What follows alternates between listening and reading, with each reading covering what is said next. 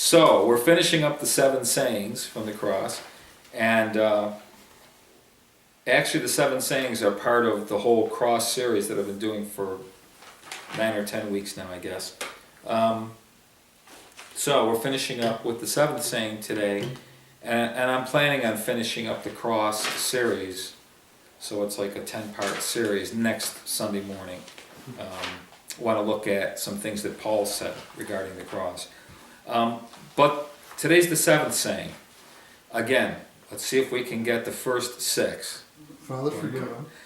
Keith's got Father, forgive them. That's good. That's a good start. Forgive them, for they know not what they do. That's probably the last one, right? No, that's one that Keith just He said. just said that. You just put the whole verse in there. Oh, He just. sorry about that. 2 and 3 is. Let's see. 2. My God, my God. That's number 4. That's number 4. We're gonna do them Behold your order or just mother. It'd be random? great to get them in order. That's number 3. What was it? Behold your mother, behold your son. Woman, behold your son, and behold your Today, mother. I will see you in paradise. That's the second one. The first 2 are in Luke, which Father, forgive them, the thief on the cross, and then we go over to John, where John gives us, woman, behold your son, and behold your mother, that kind of thing. And then we get the 4th one, right in the center of the 7, the 4th one, which is my God, why have you forsaken me? Which we're going to touch on again a little bit today. That's in Matthew and Mark. Then we go back over to John for the 5th one. It's thirsty. I thirst, very good. Thirst. Then we've got the 6th one, It is finished. It's finished. it is finished. And today's the last one, back to Luke again. So Luke gives us 3, John gives us 3. And the last one is in Luke 23. Do I have a reader here this morning?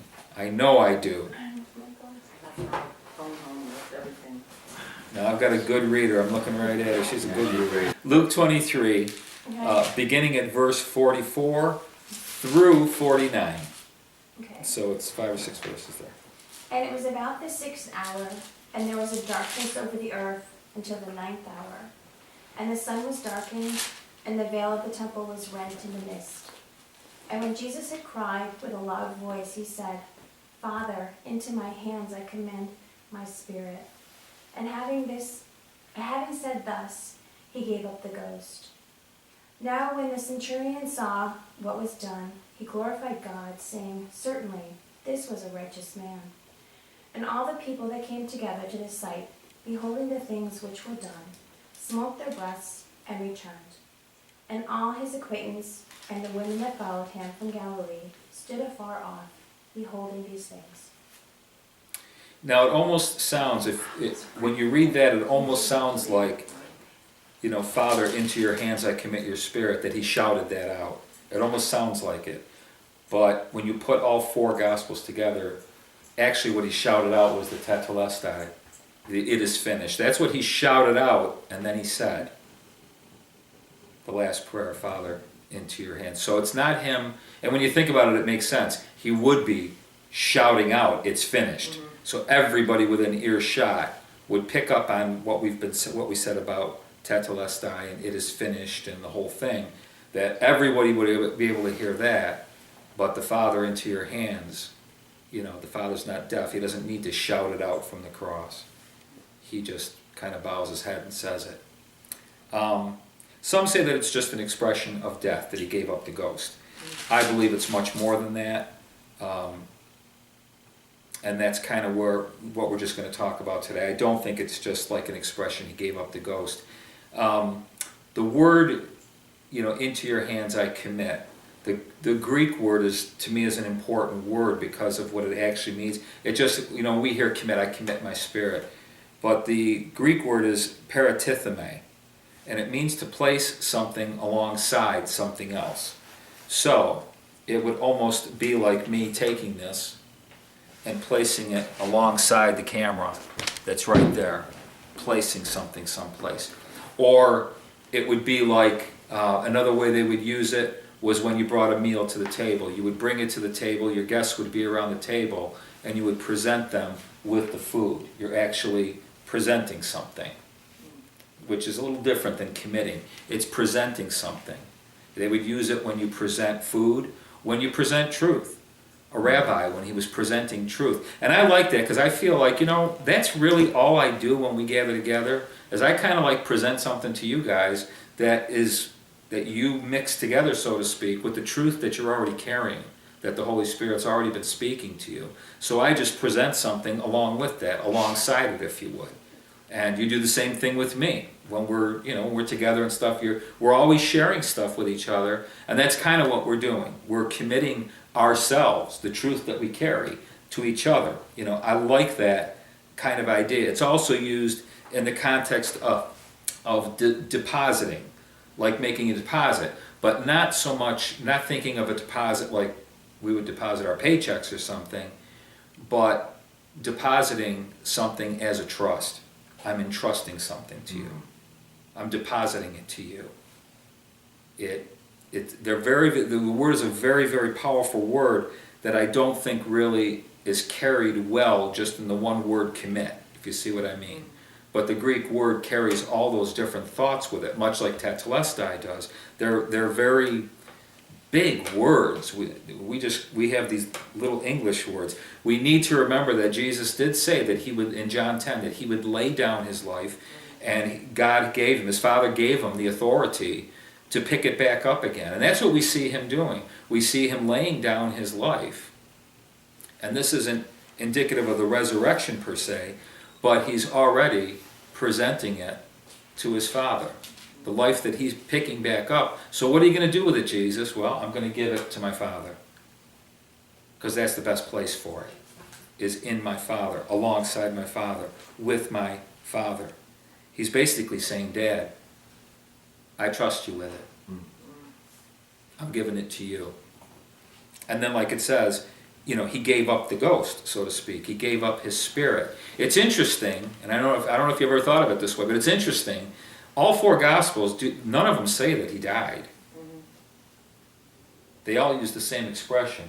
He gave up his spirit, which is an entirely different thing. Remember, that death, he submitted to death. Death didn't take him. Death couldn't take him. He had no sin. Death had no claim on him. But he submitted to it for our sake, as we know. So the expression, he gave up his spirit, that's exactly what he did. He gave it up. And at that point, then he did die. But none of the writers refer to it that way, that he died. Luke, that more than any of the other gospel writers, gives us more of a picture of what the impact was like at the cross. He takes the time to refer to the centurion. And it said, just as Kelly was just reading, it says that he glorified God with that statement. Truly, this was a righteous man. He glorified God. Do you remember what Jesus said about let your light so shine? Anybody familiar with that verse? Let your light. So that when they see your good works, they'll glorify the Father in heaven. Yeah, and here we see like this example. We think of all these different things, but Jesus is doing the greatest work ever. And immediately the result is a centurion glorifying God according to Luke. Glorifying God with his statement of, this guy was the real deal.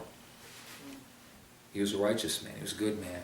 He also refers to the crowd. Are you still open to Luke 23 there? Would you read that 48th verse again? Because it's a fascinating verse to me. And all the people that came together to that sight, beholding the things which were done, smote their breasts and returned. In other words, the way Luke is phrasing this is kind of interesting. There's quite a crowd of people. He doesn't say why they all came together. He says they all came together around this particular site. Now let's put this in kind of like a spiritual concept. I mean, I'm sure that there were religious fanatics there. There always are when somebody's going to be stoned. You get all kinds of religious freaks coming out, somehow thinking that, God is happy with us destroying another human life. So I'm sure there were religious fanatics there that were, coming to see this guy who said this and said that, and, I'm sure there was religious fanatics. I'm sure that there were just people who were downright bored. I mean, they didn't have video games and, you know, movie theaters, and they couldn't go to the theater. You know, it was something to do. You know, there's 3 guys going to be crucified.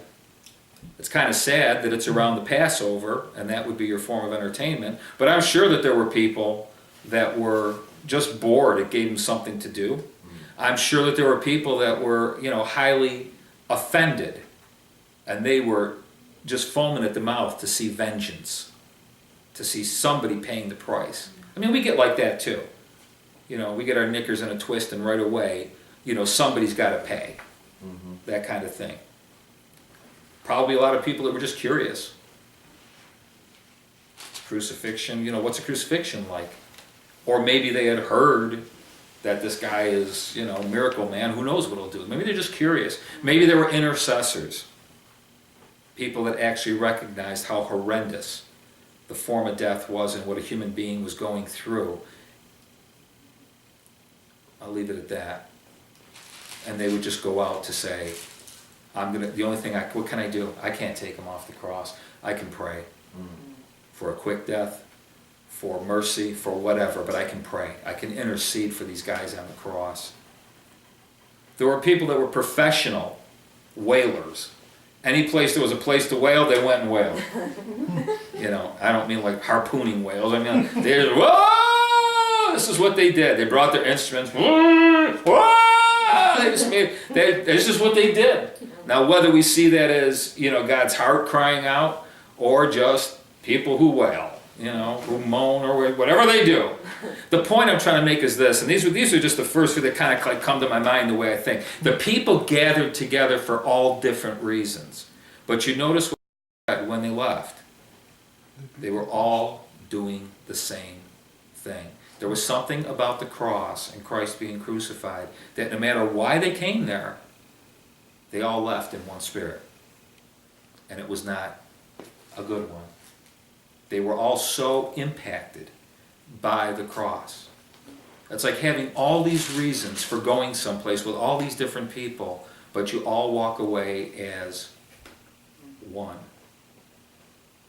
They were all pounding their chests, they were all grieved, and they all returned as one. They didn't come as one, but they left as one, which is an interesting, you know, Jesus said, you know, when I'm lifted up, I will draw all men. And we're thinking all kinds of things with that. And perhaps he meant, I will draw all men into God's heart when innocent people are victimized. They will all feel this. I will do that. I will draw all men to me, to the heart of God. He also takes the time to talk about the church. He refers to the women that had faithfully followed Jesus. And this is just a question I'll throw out, because the way Luke words it, you know, everybody's taking off, but these women, these faithful, lovely, wonderful women that had walked with Jesus and ministered and everything else, he says they stood afar off, watching. We could just leave it at that. But I kind of like have this kind of mind that goes there and says, okay, what were they doing? What is that about? Why were they still watching when he's hanging there on the cross? They're still standing there. Everybody else is gone. They're still standing. They're still watching. I don't know.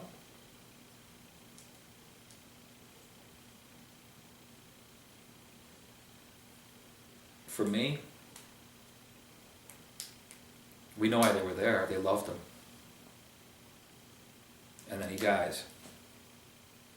In the sense, he gives up the ghost. And they're watching and standing there. You know, maybe it was to see where he'd be placed. It says that they watched until he was taken down and went into the tomb. That's how Mary and the ladies knew where to go to anoint him. You know, like they wanted to anoint him. Maybe they were waiting for the resurrection. I don't know. All I I know is what Luke says and what Paul says in 1 Corinthians 16:13. Would you go to, Keith, would you go to 1 Corinthians 16:13? They stood watching. Paul concludes his letter to the Corinthians, 16th chapter is the last one. Verse 13. Be on your guard, stand firm in the faith. Be men of courage, be strong. Do everything in love. You know, That doesn't say watch in yours. That's okay. It's the hazards of having people read from different translations. Anybody else? I mean, I'm just wondering what other Bibles say now. It doesn't matter what they say in a certain way, because Paul talked about watching. But it says, "Be firm, stand." Somebody else have another translation or? Watch ye, stand fast in the Yeah. faith, quit you like men, be strong. Yeah, that's King James. See, that's why I like King Jimmy. He didn't mince words. No, I'm only kidding. But it is King James, isn't it? Yeah. Because the word watch is in the verse. Watch. Stand firm in your faith. Be strong. When I hear Paul say that to the Corinthians, it's kind of like his closing remarks to the early church. I think of these women. They're standing there. They're watching. They're firm in their faith. Waiting. I think it's a great picture of faith, because everything about it looks gone. And we have that experience.